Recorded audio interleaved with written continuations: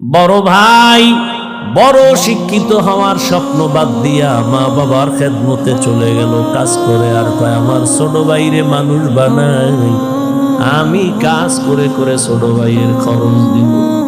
ছোট ভাইরে কষ্ট করে করে মানুষ বানাইছে, কিন্তু বহু ছোট ভাই বড় ভাই মানুষ হইতে পারে না, শিক্ষিত না হয় ছোট ভাইরে বানাইছে। ছোট ভাই এখন চাকরি করে, বড় ভাইয়ের খবর নেয় না।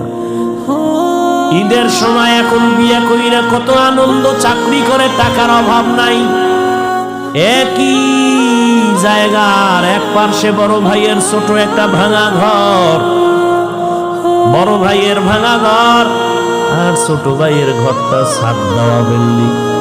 ঈদের বাজার লইয়া যখন গোপনে ঘরে আইয়া স্ত্রীরে কয় জামা কাপড় গুলো সন্তানের দাও, তুমি নাও।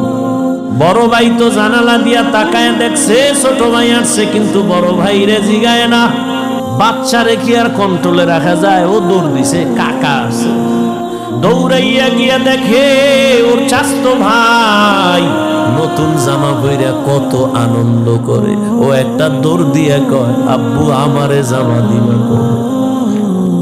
বাবা এই কথা শুইনা চোখের পানি ছেড়ে কান্না করে আর বুকে জড়ায় কয় বাবা কাঁদিস না, আল্লাহ যেদিন তৌফিক দিবে সেদিন তোরে জামা কাপড় দিবে।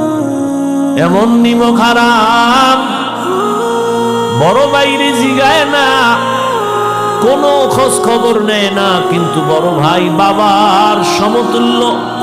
হঠাৎ করে রাতে 3টায় টেলিফোন আসছে। কে তুমি? বলে ভাইয়া আমি তোমার ছোট ভাই। এই রাত্রে কেন ফোন?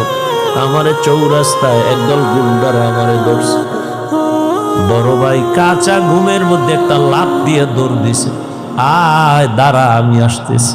বড় ভাই কষ্টের কথা মনে রাখে না, একটা দৌড় দিয়া সামনে গিয়া এভাবে হাত বের করে বুকটা দিয়া কয় যত মার মারতে চাও আমারে মার, আমার ছোট ভাইয়ের গায়ে হাত দিবি না।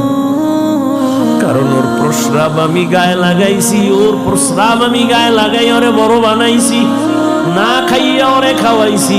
আমারে মার, ওরে মারবি না।